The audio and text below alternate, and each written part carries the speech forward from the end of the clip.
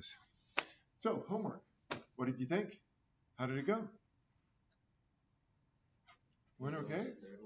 Third one? Yeah, that's the only one that we didn't really set up. Oh, it's right there. What do you know? So let's take a peek at this. I mean, the idea here is very similar to what we did. Oh, these are wrinkled now. For the quiz last time, and the quiz today is basically the same as the quiz last time. Just wanted to let you know.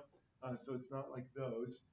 Mainly because I wanted to give you another shot at this. Some of you didn't quite do it right, so hopefully you can learn from whatever mistakes you made.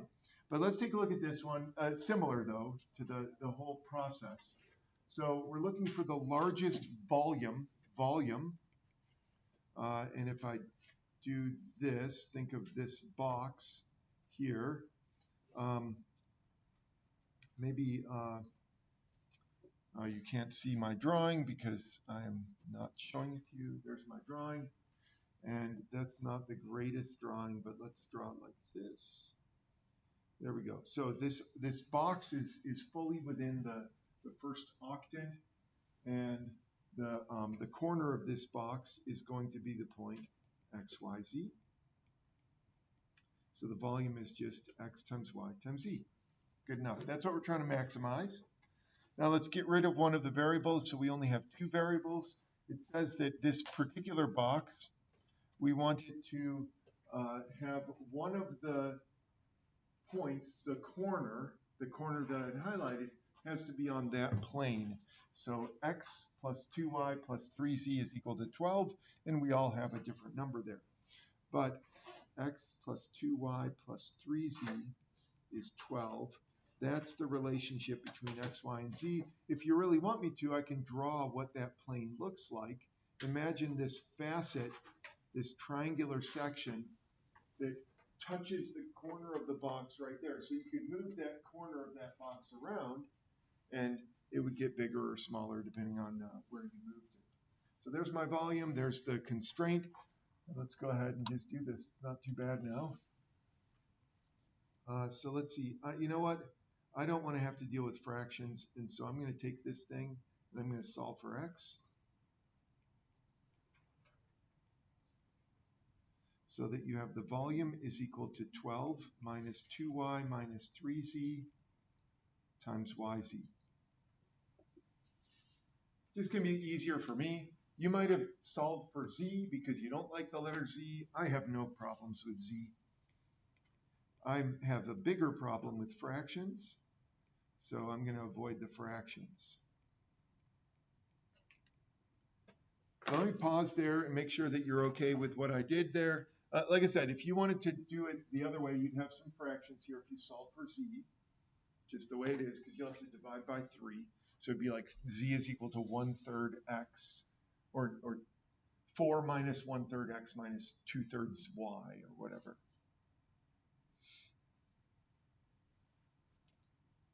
All right, now this is very similar to the quiz. On the quiz, I give you a function and a triangular region. The reason why I do triangular regions is because that means less boundaries, fewer boundaries than a square or rectangular region. I know that the rectangular regions are probably easier for you to deal with the boundaries, but there are more of them, so you have to deal with more boundaries. Anyway, let's do this. We're going to do v sub y is equal to 12z minus 2y squared minus 3. Oh, I didn't do that right, did I?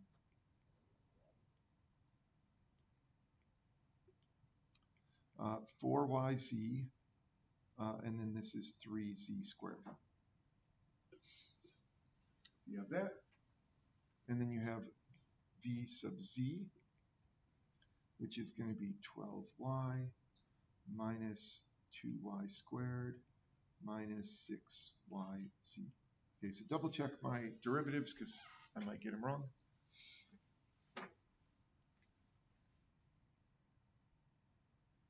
So those look okay.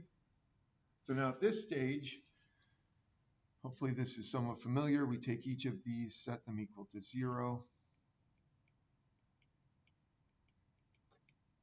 and then 12y minus 2y squared minus 6yz.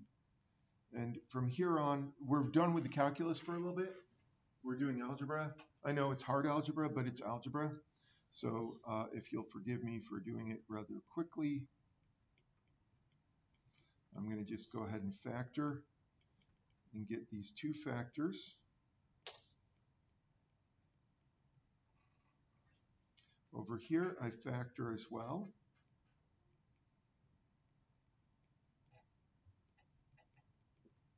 And I get these two solutions. We had something similar to this, but we didn't solve it last time. So let me go ahead and solve this. You have y equals 0 and z equals 0. So I'll just put this here on a little y and z. So 0, 0 is one of our solutions.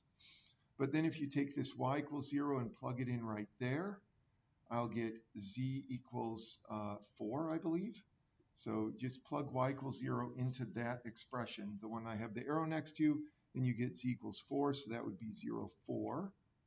And I could take this z equals 0 and plug it in right there. And when you do that, you get y equals 6. So that's 6, 0.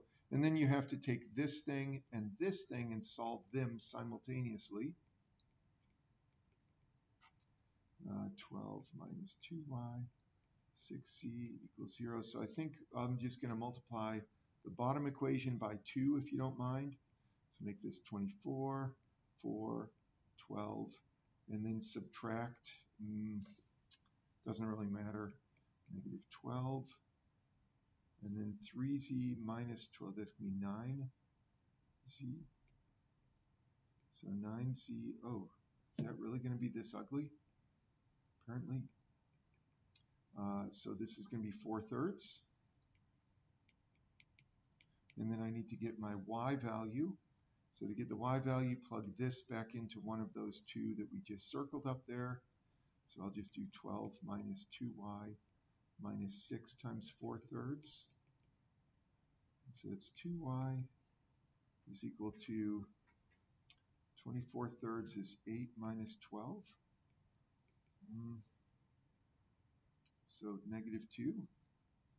No, surely not. Just a minute, I probably did that too quickly. Negative, positive. Okay, positive. Positive 2. Whew. Hopefully I got those right. We're going to see in just a minute. We're almost done. Now, just like with your quiz, although we don't have corner points, we don't have boundaries, but you have a list, you plug them into the function, you see which one is the biggest, which one is the smallest, and where is my function? My function is right here. That is an ugly function, isn't it? So it might be helpful to figure out what x is.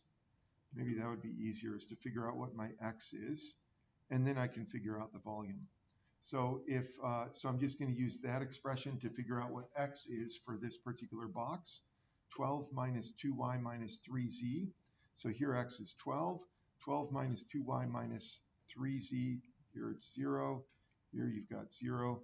12 minus 2 times 2 minus 3 times 4/3. 4, 4, and 4. 4. Is that right? So then now I can just multiply out. The volume of this box that has a dimension 0, 0, and 12 is 0. The volume of that box is 0. The volume of this box is 0. So I guess the volume of the biggest possible box must be this one. 2 times 4/3 times 4, which is 32/3, is the biggest volume. Let me see if that's what it wants or if it wants the dimension. So it says it wants the volume. So let's see if this likes it. 32, ooh, is it not giving me the option to make a fraction? Did I make a mistake? Uh-oh. No, mine. 32/3? Okay, 32/3 is 10.666667. Let's try that. Hey, welcome. Oh, it didn't like it. How do I get 32/3? 32 divided by...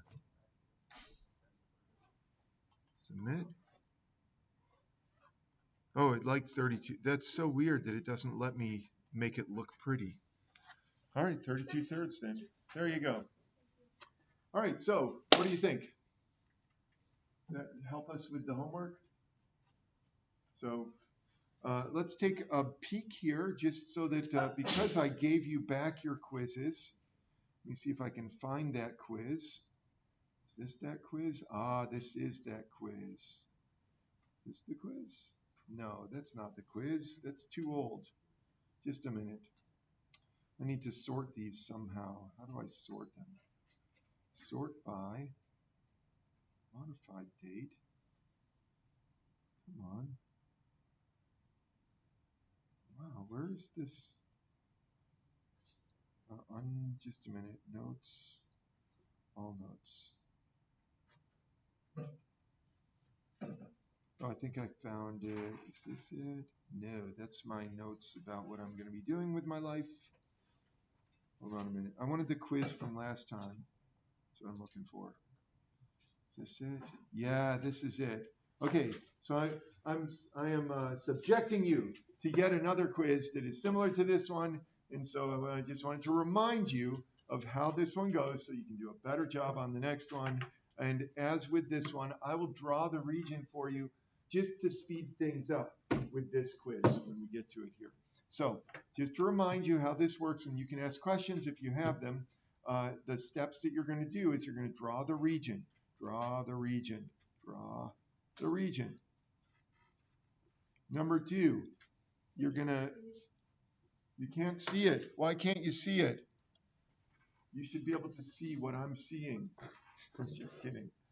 So anyway, yeah, so number one, draw the region. This quiz here, this is the one. This is the one, you got it? You got this in your hand, your little, oh, you don't have it in your hand. Where's yours? I don't know where it is. I guess I don't have yours here. It's disappeared. I should, yeah, I have one somewhere. It's probably, might have gone in the garbage. I'm just checking to see. Oh, interesting. That's not it. Yeah, it's in my office somewhere, but you see it. So draw your region. That wasn't a problem because I did this for you. Number two, you find the critical points in the region. So to do that, remember you do the derivatives and set the derivatives equal to 0 and then solve, just like we did. Every time you find a critical point, you're going to do a derivative. I think that's where things went off the rails, but I'm just going to go over the steps anyway, just to remind you. Number three, boundary critical points. So here is where a number of you, quite a few of you, decided to go your own way. So let me remind you, you take a boundary, for example, y equals 0, you plug, or y equals x, sorry, y equals x will do. Take y equals x, plug it into this original function. You'll get a new function, so y equals x, this is x cubed minus 2x squared plus 4x minus 3x. So I've got a new function. I can simplify that new function. But you're not done. Don't solve anything yet. Do the derivative. If we're going to find critical points, you always do the derivative to find it. So this is not the derivative. This is the function. Do the derivative first. So I think that was the most common error, and it was quite prevalent. So that's why I'm emphasizing it and having you do it again to make sure you do it right. So you do f prime 3x squared minus 4x plus 1 and set that equal to 0. Solve that one.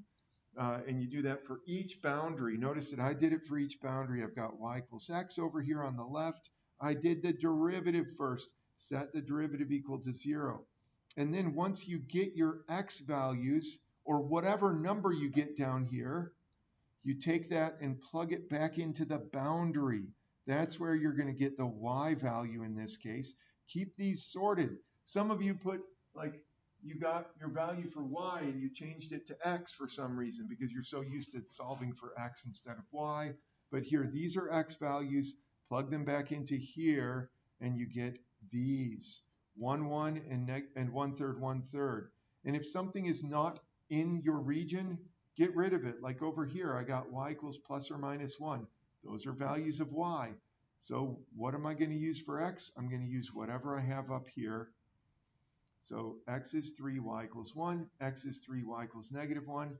But notice that 3, negative 1 is down here, not in the region. The region is up here. So as you're looking over your quiz that I gave back to you just now, what sorts of questions do you have, if any? Maybe this ironed them out, or if there's anything that's still a little fuzzy, you get a second try. A little different function. It's not going to be, well, it's both easier and harder. I don't know. It's different. Different function. All right, well, let's give this a go. And hopefully I've got this rendered correctly. Why? Where is it? Where is it? It's here somewhere. I'll find it. I don't know where it is. Is this it? Oh yeah. This is it. Oh yeah, here it is. Here it is. Let me make sure. Did it render? It did. Okay. As before, to save us time, I will jot down the region and the boundaries, because it's algebra. It's time consuming. I know you can do this yourselves. I'm just going to do it for you to help you out and save your time. So, I hope you can do it. Maybe I should make you do it this time. How about if I do it for one of them and you do it for the other? Here, I'll show you what I mean. Okay. So let me sketch my boundary. Mm-mm.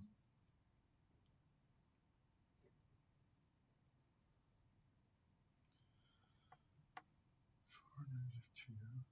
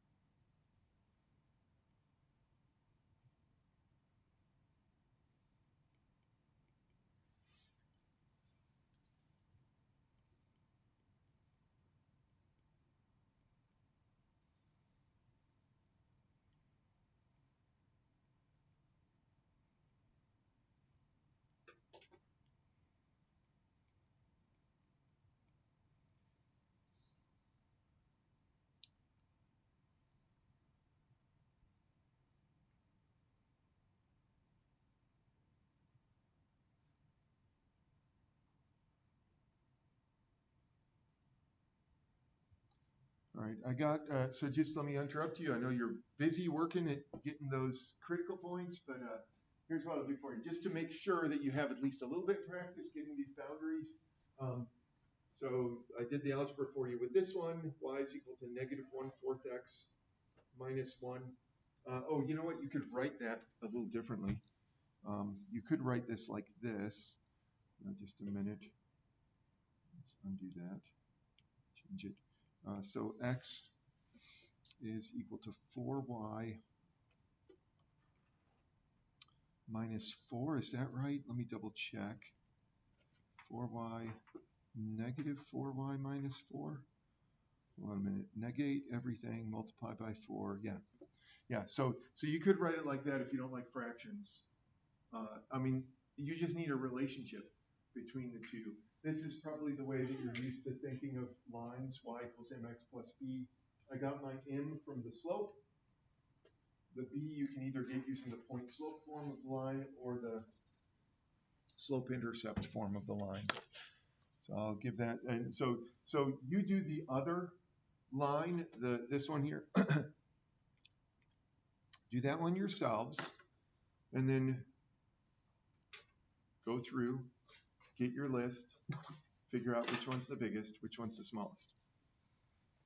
It'll be fun, I hope.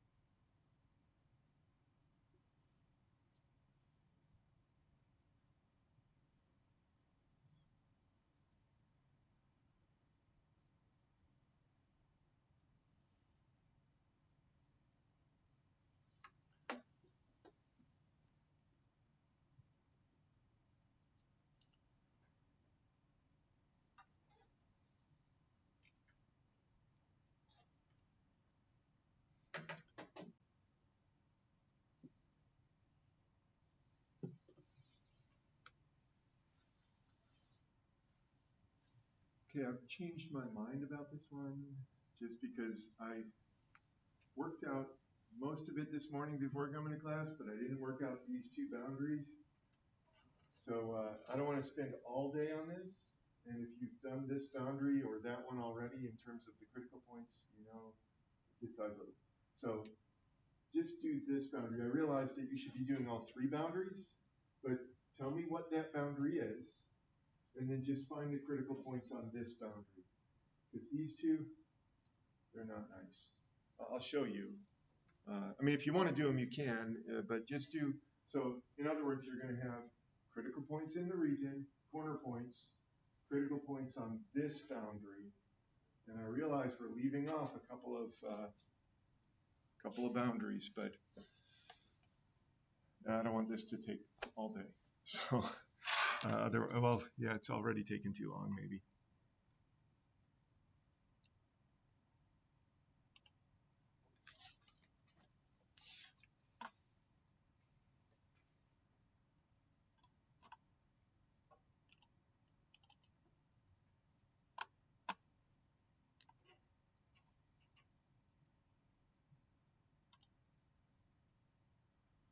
Let's go.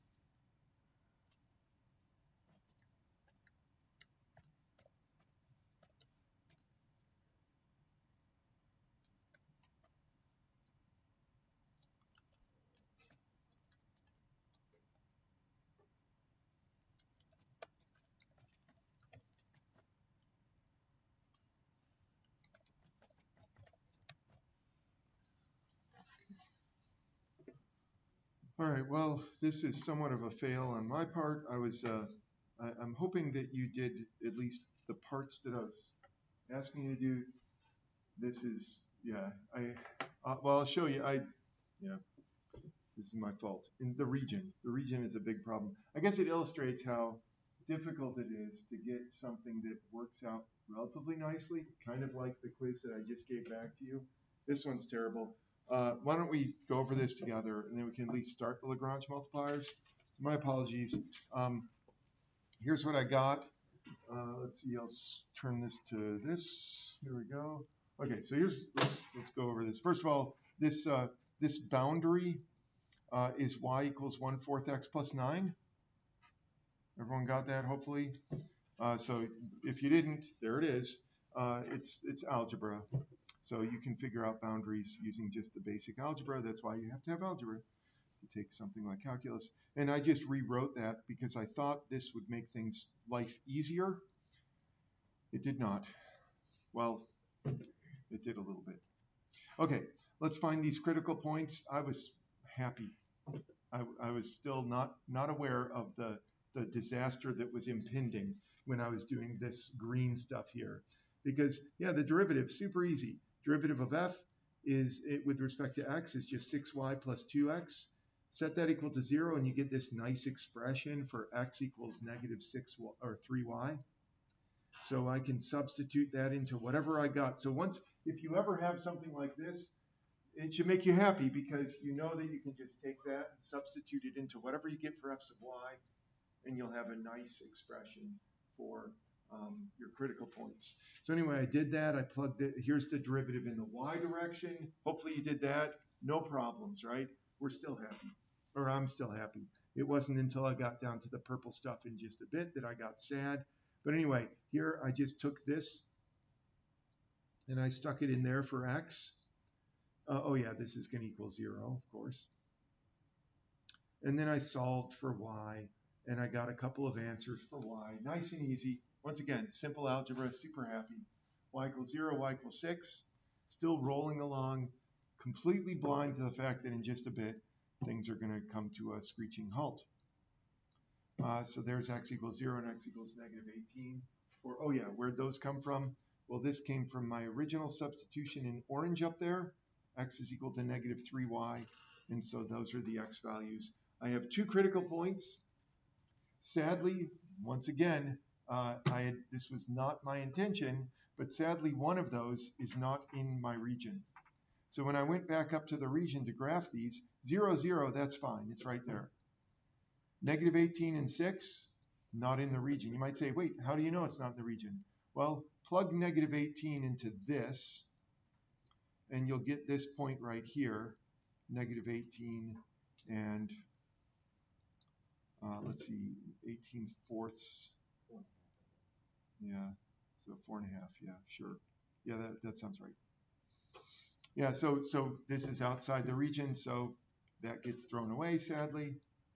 It would have been the minimum if it had survived, but yeah, once again, it's this region. I drew the region. This morning I had this brilliant idea that you needed more help with this stuff, and I think I may have made things worse. Well, maybe not so much. We're going over it. You see the pattern. You could do this if I'd given you something more reasonable. And certainly if you had a computer to do it, which I ended up resorting to the computer to do it, you could do this, or a calculator, just some patience. So there's my regions, my boundaries. So once again, I'm still pretty happy at this point because I'm just making this chart. I've got my critical numbers and I got my corners. And actually the first boundary, where is it? There it is, this one. This boundary x equals 4, you should have been able to do. You plug 4 in for x, and you get this expression. All I did there was I changed the x here to 4. I got 24y, and that's 16x squared, 4 squared. And then here's where I wanted to make sure that you got this, that the next step, once you get an expression like this, you've got to do the derivative. If you're looking for critical points, always do the derivative first, then set this equal to 0. This one, I started getting suspicious that things were going to get ugly when I got this, plus or minus radical 8 for y. Now, bear in mind, though, that this one isn't so bad because I know what x is. X is 4. Y is plus or minus radical 8. I can go back up here to my diagram, and I can say, okay, when x equals 4, y is equal to positive radical 8. So this is 4, comma, positive radical 8, and negative radical 8, 4, negative radical 8. But the 4 and the negative radical 8 is outside the region, so it doesn't get used. So I was still okay. What do you think, Zechariah? Shouldn't it be y equals the square root of negative 8? Ah, good question. Let's see. Did I mess up? I may have oh, yeah. Okay, these are, so now there is no critical point here. That makes it even easier. I don't even have to worry about a critical point. Thank you. I think I was just so focused on what's coming next that I was despondent. I'll blame it on that. Thank you, Zechariah. There, yeah, so this is negative. Yeah, you're right. I did too much in my head. So in other words, show your work. Show your work, buddy. Whoever did this needs to show their work. Okay, yeah, so this is not real. Okay, so let's take a look at this boundary. I used this because I didn't like fractions. And here's where I started getting suspicious that things were going to get ugly.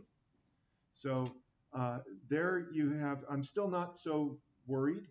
And I'm choosing, when I do this, so I've just changed the x's up there to this. And I'm not going to expand this stuff. I'm just going to use the chain rule. You could expand it all, but that's going to be extra work, I think. So using the chain rule, the derivative of all of this is just negative 24. The derivative of all of this is 2 times, oh, I left off something, didn't I? Ooh, crud. What is wrong with me? Well, it's still going to be ugly. Let's see, just let me write this down. So plus 2 times negative 4y minus 4 times negative 4. Okay, there's the chain rule.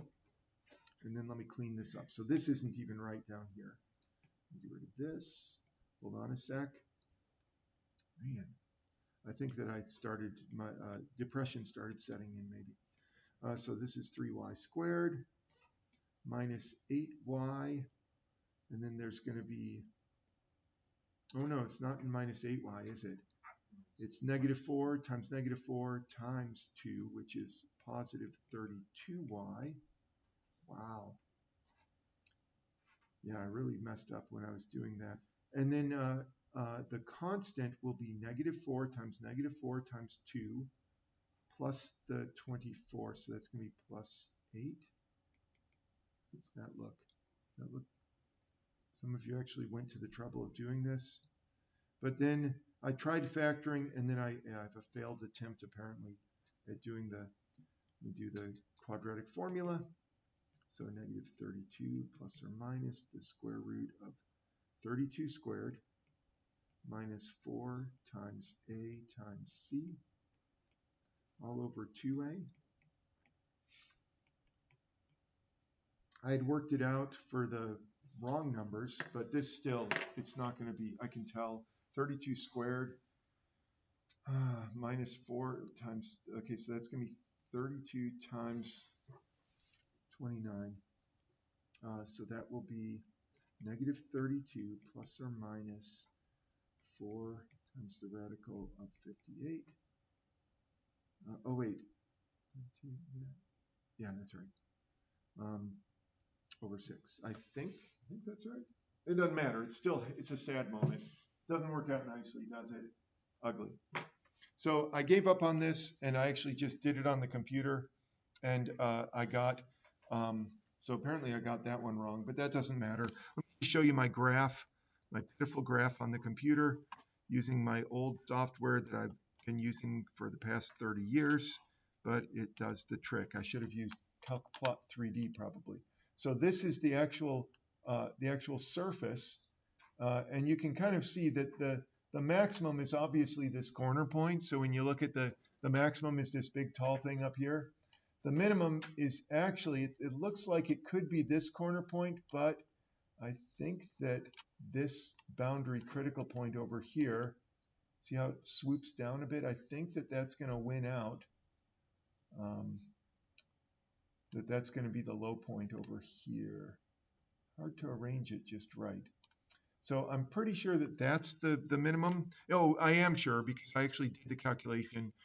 So that point over there, here, I'll show you my other points. So I actually did most of the work. So here, critical point in the region has a function value of 0. The corner points, I actually did those. Oh, yeah, that's not the minimum. That's the minimum if we ignore that one boundary. So there's that one corner. It's got that huge, that spikes up. And then the other one, let me find it here. The boundary critical point is down here somewhere, negative 102. This is the y value, I think. I mean, that's ridiculous, isn't it? And here, I'll make it huge so you can enjoy the, oh no, this is the function value. Here's the x value, here's the y value, there's the function value. That's really ugly, isn't it? But negative 102, so that's going to be the absolute minimum. So my apologies, this makes me so sad. So lesson learned, double check everything. Look at that, I'm even got a little tear in my eye. See it there? It's kind of dripping down. Okay, well, here, let me just set this up at least. So what we're going to do is we're going to do the next topic is Lagrange multipliers.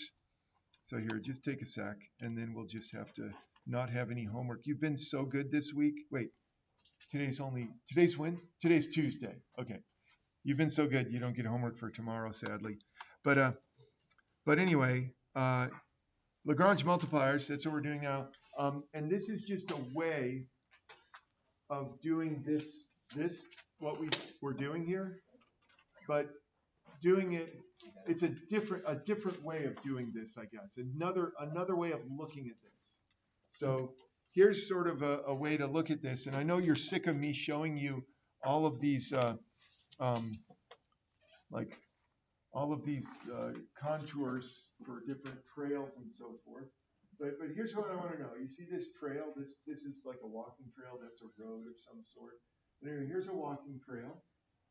And by the way, this is uphill here. So uphill. So can you see on that trail where you're at the highest point on the trail? So I don't know if you can tell. It's kind of small. Maybe I should put this on the iPad so we can draw. Give me a sec. Let's get rid of that. We don't care about that. But we do care about this. Just a sec. Lagrange multipliers. Here we go. Okay, now I can zoom in better. Okay, so there it is. I know, it's even smaller now, but I'm going to zoom in, don't worry. Okay, so there you go. So you see the trail? You're walking along the trail, obviously going uphill. I hope you notice you're going uphill, right? Uphill. So you know where the maximum point is going to be. It's where you stop going uphill and start going downhill, right? So where is that along this trail? Where do I get to it? Well, it looks like it's right about there. Is this about where it stops going? So you're going uphill, uphill, uphill, and then you start going downhill, downhill. So maximum point is right about there. Let me put a little dot there. Oh no, I don't want to mess it up because the next one's going to be similar. So anyway, maximum point right there. Let's take a look at the next. We've got a next contour here. Okay, here's another one of these ideas. Is you've got this trail here, and we want to find the highest point on this trail. So I'm walking along this trail, going uphill here, uphill, and then it's getting maybe a little higher, but now we're going back downhill. So the maximum point is somewhere along here, at least in that region. Oh, maybe you go back up a little bit, but now you're definitely going downhill if you go straight there. This one, of course, goes up higher, but even this one, you can tell where the maximum is, can't you? We're going uphill, uphill, uphill, and then it's right there that you're at the highest point, and then you start going downhill again. So what is special about all of these points? Well, I'll actually put dots here. So here, when you're on this section of trail, you're about at the highest point for that trail. And if you don't go on this little spur, if you go on this spur, then the highest point is going to be somewhere right about here, maybe. Now, I don't know if you see this the way I'm seeing it, but notice that this red line, that place where you're at the highest point along this trail, your trail is parallel to the contours. So it's actually parallel to these contours. And the same thing goes here. You can't tell as easily because this is kind of a flat place here. But if you were to draw more contours, you would find that those contours would be approximately parallel to the trail right there. So whenever you're parallel with the trail, that's a possible point where you could have a maximum or a minimum on the trail. Here's just another little easier, and then we're going to have to go, I guess. But let's say that you have this trail, and so I've got this trail, and we're going to represent that by some expression, g of xy equals k. We'll get to what that means tomorrow. And then notice that the highest point, you're going uphill, the highest point is where that trail happens to be parallel with the contour. F of x is equal to xy equals 10. So Lagrange multipliers is a way of looking at these optimization problems where instead of trying to solve them this way, what we're going to do is we're going to just imagine that we have this surface that represents whatever it is that we're trying to optimize, and then the trail represents whatever constraint we have, then we're going to look for points like that. And actually, in certain situations, it's a lot easier to do it that way than to do it this way. So hopefully we'll be able to see that tomorrow. I will adjust the homework on WebAssign, but even if I don't, you don't have to do it. But if you don't tell Haven about it, then he'll have to do it. No, do help him out if he asks. And I'm gonna stop the recording. So if he watches the recording, he'll know.